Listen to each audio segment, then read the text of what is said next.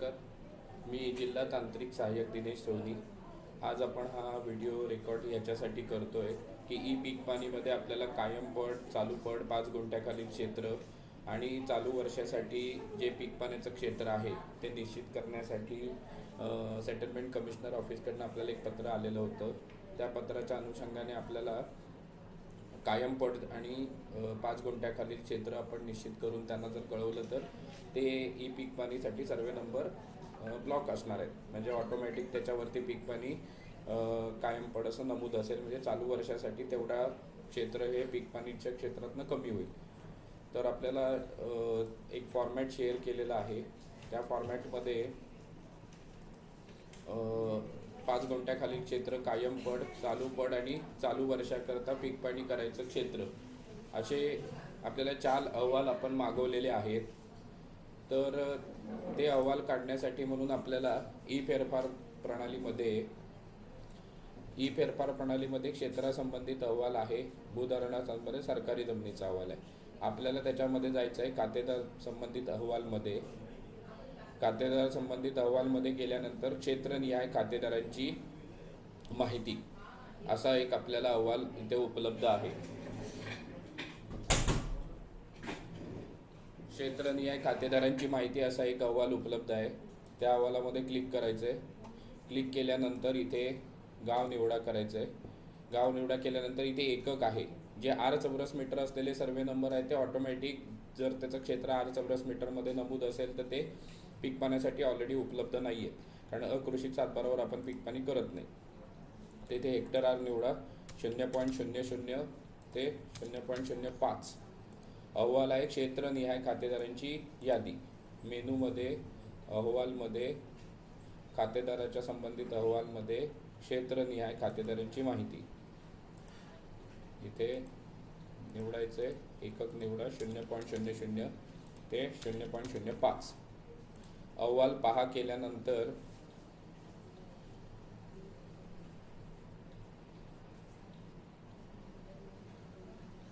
हे आपल्याला सगळे सर्वे नंबर उपलब्ध झालेले आहेत की ज्याचं क्षेत्र 5 गुंठ्यापेक्षा 0 ते 5 गुंठे याच्यामध्ये हे क्षेत्र आहे. सरळ हे सिलेक्ट ऑल करायचे. कंट्रोल ए करून सिलेक्ट करा. एक्सेल फाईलमध्ये एका वेगळ्या शीटवरती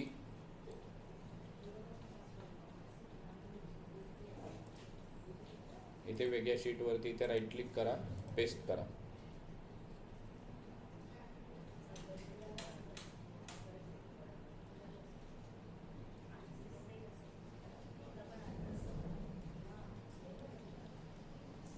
पेस्ट केल्यानंतर इथे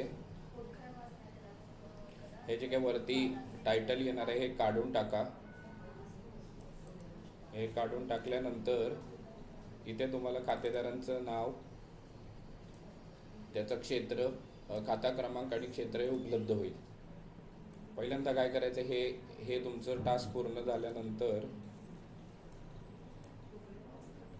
इथे काय करायचं आहे की ते जे क्षेत्र कॉलम आहेत आता इथे सिलेक्ट केलं तर त्याची तुम्हाला बेरीज होत नाही आहे. इथे सिलेक्ट केलं तर बेरीज होत नाही, कारण हा HTML मधनं आपण कॉपी पेस्ट केलेला आहे. त्याच्यामुळे इथे जो पहिला सेल असेल तो सिलेक्ट करायचा, त्याच्यासमोरची स्पेस कॉपी करायची, इथे सिलेक्ट करा, कंट्रोल F करायचं, रिप्लेसमध्ये जाऊन ही पेस्ट करा आणि रिप्लेस ऑल करा. म्हणजे ऑटोमॅटिक आता हिची सम होईल.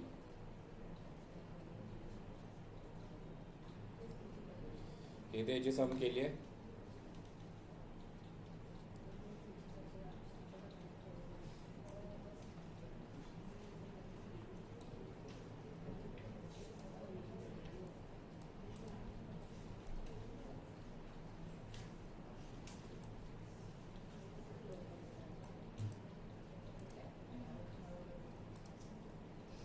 इथे ऑटो सम करा. म्हणजे हे क्षेत्र किती आहे, 32 हेक्टर क्षेत्र आहे. ते या देऊळ गावाचं आहे, ते ह्याच्या खाली आहे. दुसरा विषय आहे इथे खाता नंबर. आपल्याला जो खात्याचा काउंट द्यायचा आहे त्याच्यामध्ये इथे काय होतं, इथे बघा, इथे 22 2 वेळा आहे. ही डायरेक्ट जर आपण सम करून टोटल जर कळवली तर ह्याच्यामध्ये रेकॉर्ड किती येणार आहेत, हे जर तुम्ही डायरेक्ट जर सम करून कळवली तर हे रेकॉर्ड आहेत 1660. पण हे 1660 रेकॉर्ड जर आपण कळवले तर परत खात्याचा काउंट चुकणार आहे. तर ह्याच्यामध्ये आपल्याला काय करायचं आहे, हा खात्याचा काउंट कॉपी करून घ्या, पेस्ट करा. पेस्ट केल्यानंतर इथे डेटामध्ये रिमूव्ह डुप्लिकेट आहे, हे डुप्लिकेट तुम्ही रिमूव्ह केले की इथे सिलेक्ट करून आता इथे बघितलं तर 517, म्हणजे ह्याचा इथे काउंट मगाशी जर आपण ॲक्च्युअल बघितलं तर 1660 आहे. पण ॲक्च्युअल खात्याचा काउंट आपण काढला आहे तो काय आहे, 517. म्हणजे काय केलं आहे, ही खाती कॉपी करून पेस्ट केली, डेटामध्ये जाऊन रिमूव्ह डुप्लिकेट केलं. मग आपल्याला काय मिळणार आहे की फक्त एक्झॅक्ट किती खाती आहेत ती आपल्याला मिळाली. म्हणजे आता हे देऊळ हा अहवाल मी कसा बनवणार आहे, तर गावाचं नाव इथे देऊळ आहे, त्याच्यानंतर इथे खातेदाराचं नाव आहे,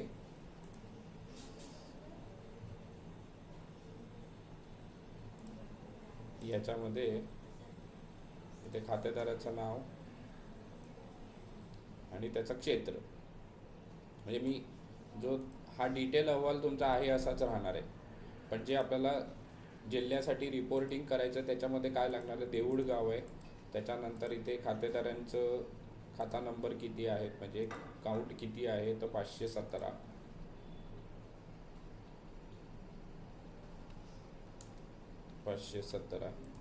आणि त्याचं क्षेत्र किती आहे, तर क्षेत्र आपण मगाशी काढलंय ते 32.0462. 32.0462. म्हणजे हे काय झाले, हे एवढं क्षेत्र हे आपलं कायम पडमध्ये आपण ब्लॉक करणार आहे.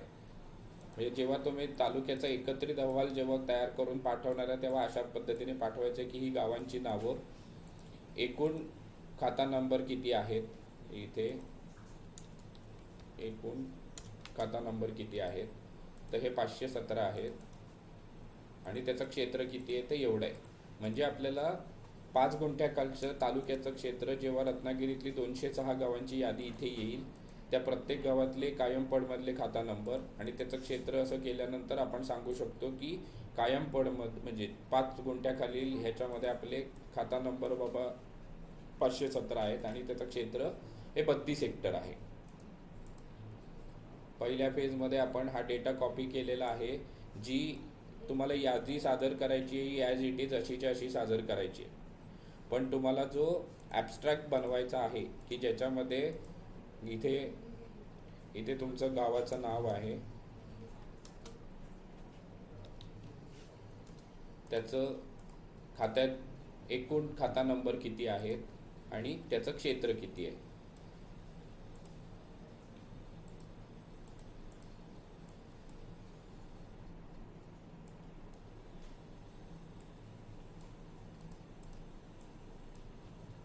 म्हणजे 5 गुंठ्याखालील गावाचं नाव हे, एकूण खाता नंबर हे, क्षेत्र एवढं काढलं. कसं आपण यादी कॉपी पेस्ट केल्यानंतर इथली स्पेस रिमूव्ह करून टाकली नावासमोर पहिली क्षेत्राची, त्याची टोटल केली, ते इथे आपण टाकलं आहे 32 गुंठे.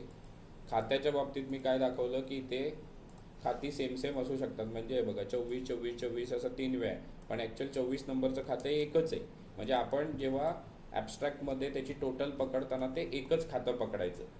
जेव्हा रत्नागिरी तालुक्याचा रिपोर्ट येईल 216 गावांचा 5 गुंठ्याखालील क्षेत्राचा, त्याच्यामध्ये गावांची नावं, त्याच्यातले एकूण खाता नंबर आणि क्षेत्र, तुम्ही ऑफिसला जी यादी सादर करणार आहे ती अशीच करायची की ज्याच्यामध्ये हे सगळं डिटेल असणार आहे. आता इथे तुम्ही बघितलं 22 बद्दल हे 24 नंबरच्या खात्यामध्ये हे वेगवेगळे सर्वे नंबर आहे आणि त्याचं क्षेत्र वेगवेगळं आहे. त्याच्यामुळे इथे तुम्ही सिलेक्ट करून डायरेक्ट इथे रिमूव्ह डुप्लिकेट केलं तर इथला आणि इथला काउंट मिसमॅच होईल. त्याच्यामुळे तुम्ही एकूण क्षेत्र देताना हे अशा पद्धतीने द्यायचं. हा 5 गुंठ्याखालील क्षेत्राचा झाला. मेनूमध्ये अहवाल, खातेदाराची माहिती, क्षेत्रनिहाय खातेदारांची माहिती, याच्यामध्ये आपण ही सर्व केलेली आहे. आता दुसरा विषय आहे याच्यामध्ये आपल्याला की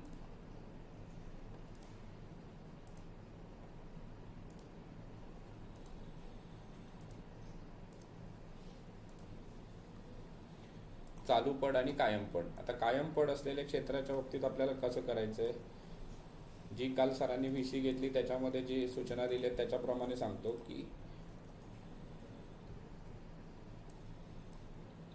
आपल्याकडे ई ई ई फेरफारचा जो अहवाल आहे त्याच्यामध्ये आपल्याकडे सरकारी जमिनीची एक यादी येते. अहवालमध्ये तुम्ही जर बघितलं, इथे एकची एक यादी आहे. त्याच्यानंतर भूधारणा प्रकार सरकार असलेली एक यादी आहे की ज्याच्यामध्ये तुम्हाला सरकार भूधारणा असलेले सर्वे नंबर म्हणजे गावनामा 1 मध्ये आपल्याला ज्या सरकारी जागांची नोंदवही आहे ते सर्वे नंबर्स तुम्हाला इथे मिळतील. तसंही तुम्हाला काढायचा नसेल तर इथून सेम काढू शकता.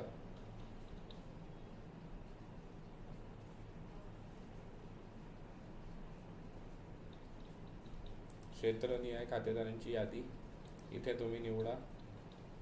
गाव निवडलं.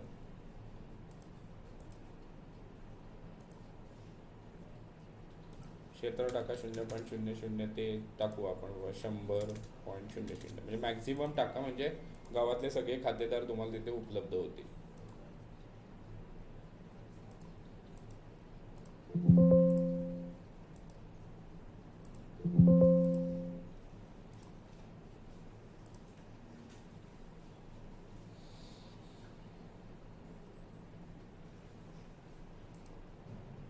आणि आपण कायम पडमध्ये सरकारी जमिनी असलेले सातबारा घेऊ शकतो. त्याच्यानंतर आपल्या 1 ज्या अतिरिक्त जागा आहेत त्याचा सुद्धा आपण कायम पडमध्ये नोंद घेऊ शकतो. जिल्हा परिषदच्या जेवढ्या जागा आहेत प्लस वन विभागाच्या जेवढ्या जागा आहेत तेवढ्या आपण कायम पडमध्ये डायरेक्ट ब्लॉक करू शकतो. त्याच्यासाठी वेगळी आपल्याला गरज नाही आहे. त्याशिवाय जे सर्वे नंबर वरती तुम्हाला खात्री आहे की इथे ह्या क्षेत्रावरती कातळच आहे किंवा पडच आहे असे सर्वे नंबर तुम्ही या यादीत निवडायचे की ते सर्वे नंबर तुम्ही सिलेक्ट केल्यानंतर त्याच्यावरती पीक पाण्यासाठी ते उपलब्ध नसणार आहेत. जर ते उपलब्ध करून घ्यायचे असतील तर मग ते तहसीलदारांकडनं अनलॉक करून घेऊन मग ते पीक पाण्यासाठी उपलब्ध होतील. तेव्हा कायम पडची आणि ही जी काही यादी देणार आहात त्याच्यातलं क्षेत्र आणि जे सर्वे नंबर्स असतील ते अचूक असणं गरजेचं आहे. कारण हे तुम्ही कायम पड म्हणून जे नोंदवायला देणार आणि 5 गुंठ्याखालचे नोंदवायला देणार हे ब्लॉक होणार आहे. चालू पडचं क्षेत्र आणि पीक पाण्याखालचं क्षेत्र हे आपण आपल्या माहितीसाठी घेतोय की जेणेकरून आपल्याला इझिली लक्षात येईल की आपल्या जिल्ह्याचं नक्की पीक पाण्याखालचं क्षेत्र किती आहे. त्याच्यासाठी म्हणून आपण हा अहवाल तयार करून घेतोय. पण त्यातलं 5 गुंठ्याखालचं क्षेत्र आणि कायम पडचं क्षेत्र हे कंपल्सरी आहे.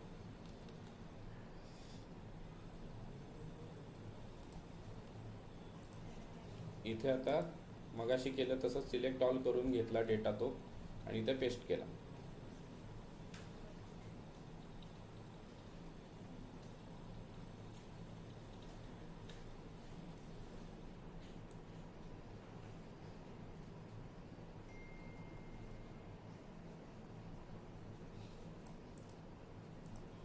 डिलीट करून टाकलं.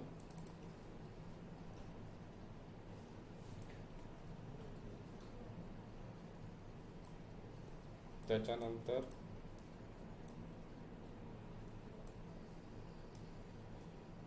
मगाशी दाखवलं तसं ही स्पेस काढून टाकायची. कॉपी केलं, कंट्रोल F करा, फाइंड अँड रिप्लेसमध्ये इथे फाइंडला ती स्पेस पेस्ट करायची आणि रिप्लेस करायची. ठीक आहे. आता हे सगळेच्या सगळे खातेदार आले. आता ह्याच्यातले मला ज्याच्यावरती आपल्याला इझिली कायम पड मार्क करू शकतो असे शोधायचे असतील तर तुम्ही इथे वरती फिल्टर सिलेक्ट करा. फिल्टर सिलेक्ट केल्यानंतर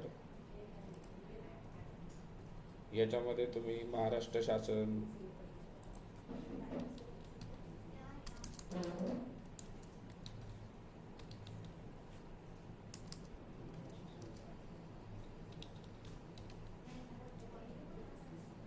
हे महाराष्ट्र शासन आहे. हा सर्वे नंबर आहे तो. हे तुम्ही 200 नंबरचं खातं हे ह्याच्यामध्ये. त्याच्यानंतर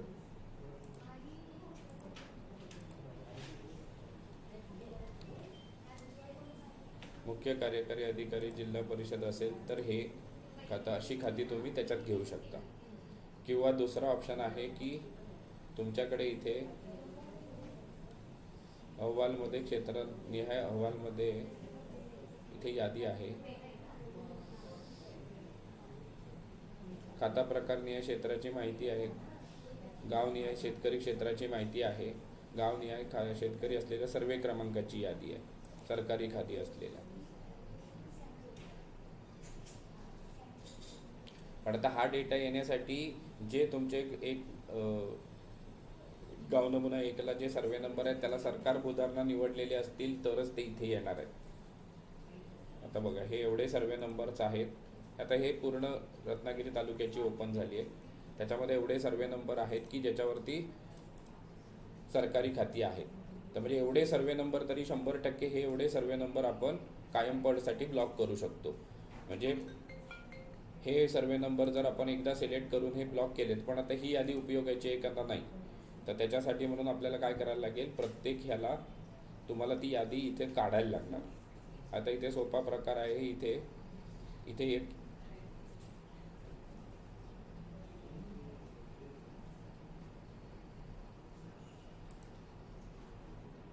इथे यादी याच्यात नाहीच आहे.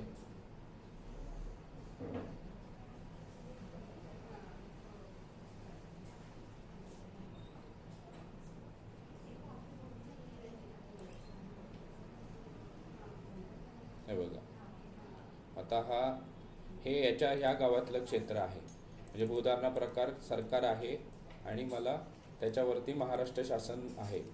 आता हे इझिली मी हे सर्वे नंबर याच्यामध्ये ब्लॉक करू शकतो.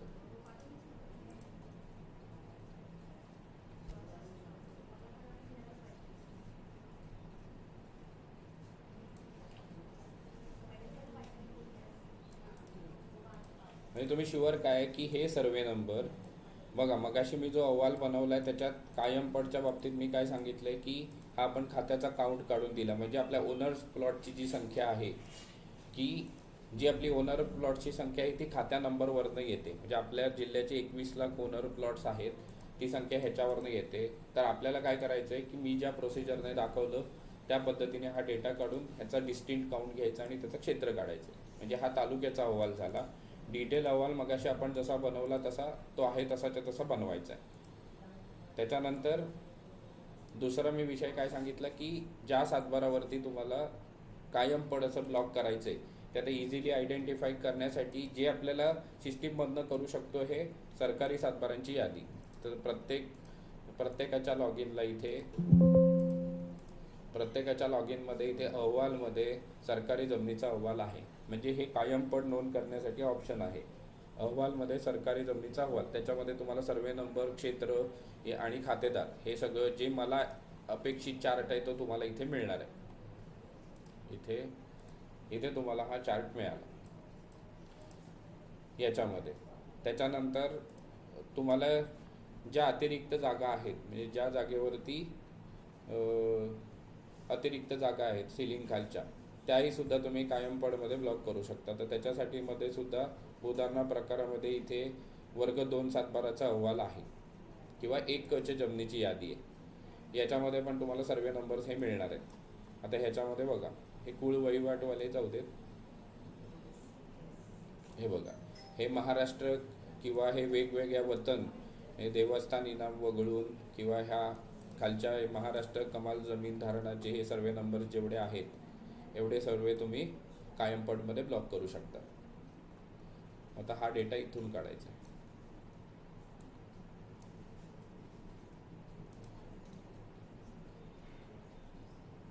सरकारी जमिनीमध्ये इथे जे सर्वे नंबर्स असतील ते कायम पडमध्ये यूज करता येतील. दुसरं भूधारणामध्ये 1 कची यादी आहे, त्याच्यामध्ये ज्या अतिरिक्त जागा असतील किंवा ग्रामपंचायतीकडे वर्ग असतील अशा जागा तुम्ही कायम पडमध्ये इथे ब्लॉक करू शकता. कारण त्याचं क्षेत्र मोठं आहे, त्यामुळे हे क्षेत्र ऑटोमॅटिक कमी होईल. हे झाल्यानंतर या व्यतिरिक्त जेवढे तुमच्याकडे सर्वे नंबर्स असतील, या व्यतिरिक्त जेवढे सर्वे नंबर्स आहेत की जे तुम्हाला कायम पड म्हणून ब्लॉक करायचे आहेत, हे सर्वे नंबर म्हणजे आता हे आपण हे कायम पडसाठी करतोय, हे सर्वे नंबर सोडून जे सर्वे नंबर तुम्हाला याच्यावरती आता शेतकऱ्याचं नाव आहे आणि ते कायम पडमध्ये ठेवायचे असे आयडेंटिफाईड करून ज्याचं क्षेत्र मोठं आहे आणि तुम्हाला माहिती आहे तुमचे कोतवाल किंवा ह्यांच्याशी सगळं चेक करून किंवा काही रेकॉर्डमध्ये जुनं पीक पाणी केलेला अहवाल चेक करून त्याच्यामध्ये इथे तुम्ही ते सर्वे नंबरची इथे अशी यादी तयार करायची आणि त्याच्यावरती तहसीलदार सरांकडनं त्याच्यावरती आदेश करून घ्यायचा आहे प्रत्येक गावासाठी.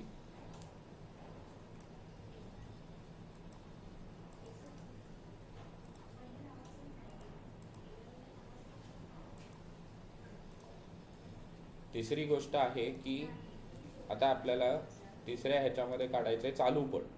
आता चालू पडचे सर्वे नंबर म्हणजे काय की जे सर्वे नंबरवरती गेल्या वर्षी त्याने भात लावलं होतं पण यावर्षी त्याने भात नाही केले. चालू पडचे सर्वे नंबर हे खरीप हंगामाच्या बाबतीतच आपल्याला मिळू शकतात, कारण आंबा काजूचं क्षेत्र एकदा आंबा लावल्यानंतर नॉर्मली कोणतो आंबा काढून टाकत नाही. त्याच्यामुळे आंबा काजू किंवा जी कायमस्वरूपी संपूर्ण वर्षाची पिकं आहेत त्याच्या बाबतीत चालू पडचं क्षेत्र हे काही कमी होणार नाही. म्हणजे जे आहे ते सर्वे नंबर चालू पडमध्ये तुम्हाला खरीपातलेच सिलेक्ट करायला लागतील.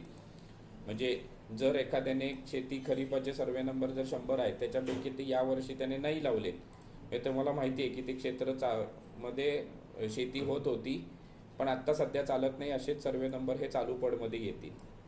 आणि चालू वर्षाकरता पीक पाणीचे सर्वे नंबर म्हणजे ॲक्च्युअल सर्वे नंबर की ज्याच्यावरती आंबा काजू किंवा भात शेतीची जी पिकं लागतात असे सर्वे नंबरची एक टेंटेटिव्ह यादी तुमच्याकडे रेडी करायची आहे. आम्हाला सेटलमेंट कमिशनर ऑफिसला पाठवण्यासाठी काय 5 गुंठ्याखालील क्षेत्राची यादी आणि कायमपड क्षेत्राची यादी या दोनच याद्या आवश्यक आहेत. पण आम्हाला चालू पड क्षेत्र आणि चालू वर्षासाठी हंगामाचं क्षेत्र टेंटेटिव्ह किती क्षेत्र आहे हे गरजेचं आहे. तर आम्हाला पहिल्या फेजमध्ये ह्याच्यासाठी हे 2 क्षेत्र करणार आहे आपण 5 गुंठ्याखालील क्षेत्र आणि कायमपड याच्यावरती आदेश करणं गरजेचं आहे. आता अजून एक गोष्ट आहे की काही लोकांनी 8 चौरस मीटर केलंच नाही आहे, म्हणजे क्षेत्र 8 चौरस मीटर नाही केलं आहे, त्याच्यामुळे ते अजून एक क्षेत्र पीक पाण्यासाठी उपलब्धमध्ये दिसतं ते हे 5 गुंठ्याखाली कव्हर होईल बऱ्यापैकी. पण एखाद्याचं सर्वे नंबरचं क्षेत्र जर 10 गुंठे असेल तर मग तो होणार नाही. मग सगळ्यांनी एकदा 2 नंबर पण आपला चेक करा की त्याच्यामध्ये जर 8 चौरस मीटर झालं नाही आहे असे सर्वे नंबर असतील तेही इथे तुम्ही कायमपडमध्ये इथे नमूद करा. त्याच्यानंतर आपल्याला अजून एक ऑप्शन आहे की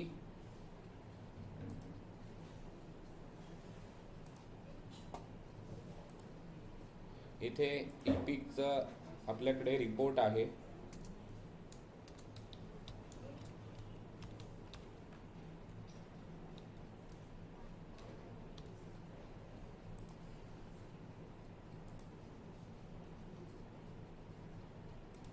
इथे गाव निवडा. गाव निवडल्यानंतर इथे कायमपड नावाचं ऑप्शन दिलं. इथे तुम्ही जर हंगाम निवडला आणि स्वीकारा केलं तिथे काहीच दिसत नाही, कारण चालू वर्षासाठी इथे काही केलेलंच नाही आहे आपण बघा. त्याच्यानंतर इथे अहवालमध्ये आपल्याला बरेच प्रकारचे अहवाल आहेत. याच्यामध्ये शेतकरी स्तरावरील स्वयंचलित ई पीक पाणी खातेदारांची यादी आहे. पीक पेऱ्याची माहिती, लागवड योग्य जमीन इथे जर तुम्ही केली तर याच्यामध्ये इथे समजा खरीप केलं आणि 2024 निवडलं, समजा गेल्या वर्षीचा आपण रिपोर्ट काढतोय, तर ह्याच्यामध्ये गेल्या वर्षी ज्यांनी पीक पाणी केलं होतं हे सर्वे नंबर आहेत. म्हणजे तुम्हाला जर एक्झॅक्ट माहिती पाहिजे की आता हे सर्वे नंबर आहेत, हे सर्वे नंबर तुम्ही कुठे घेऊ शकता. आता जो 3 नंबरचा आपला अहवाल आहे चालू वर्षात पीक पाणी करण्याच्या खातेदारांच्या यादीमध्ये हे टाकू शकता. त्याच्यानंतर आता 2025 यांनी काय केलं का तर हे 2025साठी माहितीच नाही, कारण केलेलीच नाही पीक पाणी. तसंच संपूर्ण हंगामासाठी आपण सिलेक्ट केलं 2024, तर 2024 एवढेच 1, 2, 3, 4च सर्वे नंबरमध्ये पीक पाणी नोंद झाली होती. म्हणजे हे 4 सर्वे नंबर तुम्ही या इथे अहवालात घेऊ शकता. त्या व्यतिरिक्त तुम्हाला सर्वे नंबरच हे करायचे असतील तर कसं करणार, तर तुम्हाला तुमच्या लॉग इनमधनं तो अहवाल इथे कुठेही अवेलेबल नाही आहे. चालू वर्षा पीक पाणीमध्ये पीक पेरा न भरलेल्या खातेदारांची यादी म्हटलं तर पूर्ण गावातली यादी येणार आहे. आता तुम्ही जर भरले तर बघा तुम्हाला जे एक्झॅक्ट पीक पेरा न भरलेल्या खातेदारांची यादी जी तुम्हाला अपेक्षित आहे तर ही इथे तुम्हाला उपलब्ध होते. म्हणजे पीक पेराच भरलेलं नाही आहे. आता एवढं ही यादी तुम्हाला 40 सर्वे नंबर भरली. म्हणजे कसं याने गेल्या वर्षी केलं होतं पण यावर्षी केलं नाही आहे. त्याच्यानंतर मागील वर्षीचा पीक पाणी अहवाल तुम्ही जर बघितला तर इथे 2024 खरीप मगाशी दाखवलं तसं एवढेच सर्वे नंबर आहेत की त्याच्यामध्ये पीक पाणी झालं होतं. 2025 सिलेक्ट केलं आणि खरीप निवडलं तर बघा या वर्षी 1, 2, 3 सर्वे नंबरमध्ये फक्त पीक पाण्याची नोंद झालेली आहे. तर ई पीक पाणीमध्ये जे अहवाल आहेत त्याचा तुम्हाला फारसा उपयोग होणार नाही, पण तुम्ही चेक करा तुम्हाला जे जे आवश्यक असतील. जर इथे काही उपयोग होणार असेल तर इथल्या अहवालामधला डेटा तुम्ही घेऊ शकता. इथे खातेदारांची यादी म्हटलं तर जी मी तिकडे यादी दाखवली तीच यादी इथे जनरेट होते, पण इथे लागवडीखाली क्षेत्र आणि हे सगळे अशा डिटेल फॉर्मॅटमध्ये ही यादी इथे जनरेट होते. पान नंबर 2.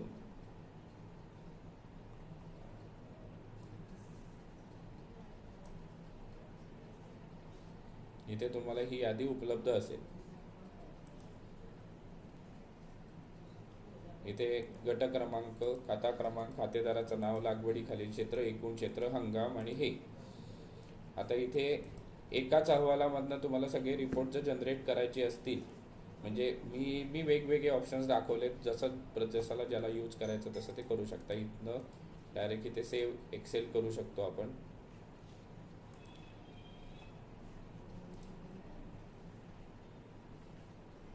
हे एक्सेल ओपन केल्यानंतर इथे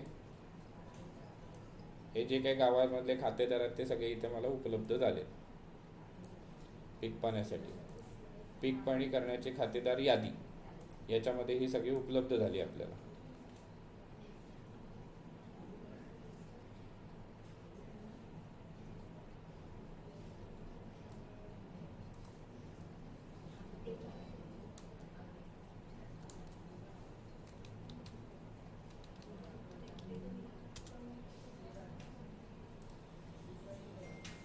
बघा मग अशी म्हटलं तसं ही सगळी पीक पाण्याची यादी केली आहे. महाराष्ट्र शासन राखीव वने हे सुद्धा आले, म्हणजे हे क्षेत्र जर तुम्ही कायम पडमध्ये मार्क केलं तर तुम्हाला काहीच प्रॉब्लेम येणार नाही, इझिली तुम्हाला करता येईल.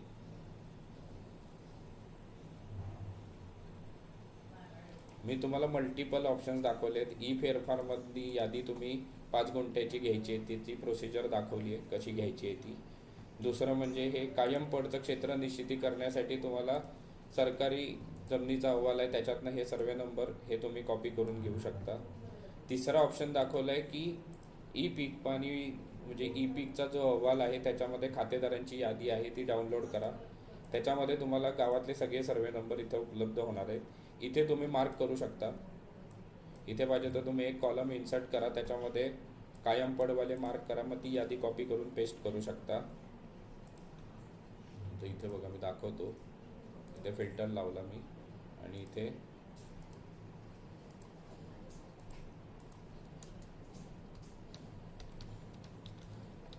महाराष्ट्र सर्च केलं.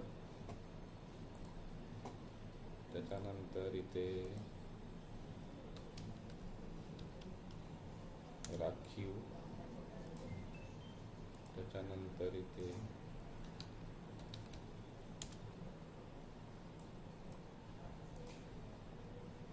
हे असं सर्च केल्यानंतर याच्यातले जेवढे सर्वे नंबर्स असतील तरी इथे तुम्हाला फिल्टर होते.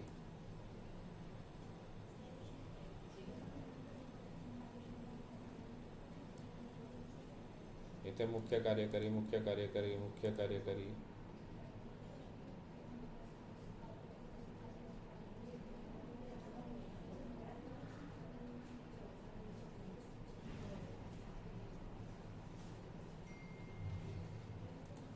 इकडे असे तुम्हाला म्हणजे लगेच आपल्याला लक्षात येते काय बघा, पटकन हे 2 हेक्टर आणि 58 गुंठे क्षेत्र आपलं हे इझिली ई पीक पाण्यामधनं कमी होईल जेव्हा आपण हे कायम पडमध्ये ब्लॉक करू. मी जे सांगितले त्याच्याप्रमाणे तुम्हाला 3 ऑप्शन्स आहेत. पहिल्यांदा तुम्ही काय करायचं, 5 गुंठ्याखाली क्षेत्राची यादी काढण्यासाठी ई फेरफारमध्ये जायचं आहे. तिथे 0.00 ते 0.05 टाकायचा, जो येईल तो कॉपी करायचा. फक्त त्याच्यातला खात्याचा काउंट घेताना जो तुम्हाला डिस्टिंक्ट रिपोर्ट द्यायचा म्हणजे एकत्रित रिपोर्ट, तर त्याच्यासाठी तो खात्याचा काउंट काढताना तसा काढा.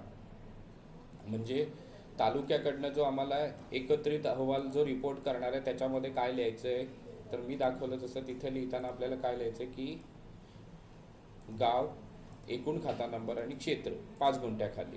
सेम इथे गाव, एकूण खाता नंबर आणि क्षेत्र, कायम पडचं क्षेत्र असा पूर्ण तालुक्याचा अहवाल आणि एक डिटेल अहवाल मी जो असं सांगितला तसा जो आम्हाला सेटलमेंट कमिशनर ऑफिसला पाठवायचा. त्याच्यामध्ये आपल्याला सर्वे नंबर, क्षेत्र, त्याचा खाता प्रकार नसेल तरी चालेल, पण सर्वे नंबर, क्षेत्र आणि त्याचं खातेदाराचं नाव आणि खाता नंबर हे आवश्यक आहे.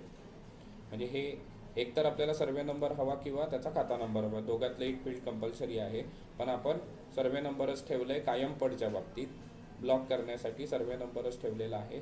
त्याच्याप्रमाणे हा अहवाल कायम पडचा ब्लॉक करण्यासाठी ह्याच्यावरती एक तहसीलदारांनी आदेश पारित करून प्रत्येक गावासाठी मग ही यादी फायनल करून घ्यायची, कारण हे अगदी सर्वे नंबर डायरेक्ट ब्लॉक होऊन जाणार आहे.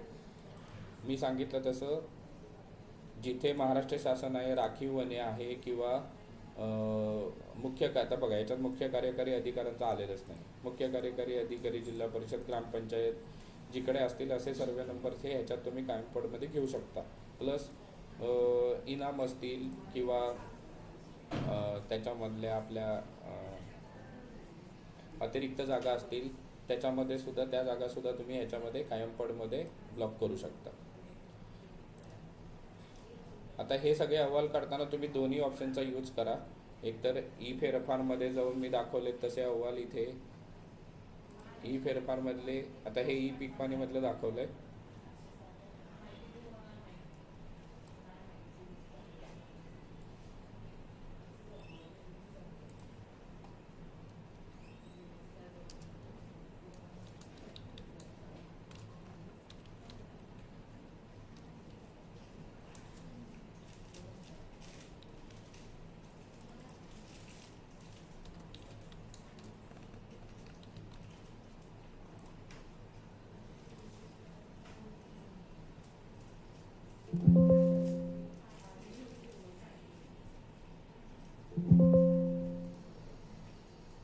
अहवालमध्ये खातेदारासंबंधित अहवालमध्ये क्षेत्रनिहाय खातेदारांची यादी, क्षेत्र इथे तुम्हाला ज्या प्रमाणात हवं ते क्षेत्र इथे नमूद करायचं आणि त्याच्यानंतर अहवाल बघायचा, कॉपी पेस्ट करायचा. फिल्टर लावल्यानंतर जसं सांगितलं तसं इथे पहिल्या चौकोनातली इथे स्पेस कॉपी करायची आणि इथे सिलेक्ट करून कंट्रोल F करून फाइंड अँड रिप्लेसमधनं ती काढून टाकायची, म्हणजे ह्याची टोटल होईल. म्हणजे आता हे जर इझी बघितलं तर 50 हेक्टर क्षेत्र पटकन या गावातनं कमी झालं पीक पाण्यातनं. म्हणजे आपण 50 हेक्टर असं तालुक्याचं क्षेत्र एकत्रित केल्यानंतर आपण ऑटोमॅटिक पीक पाण्याचं क्षेत्र आपलं डाऊन होणार आहे.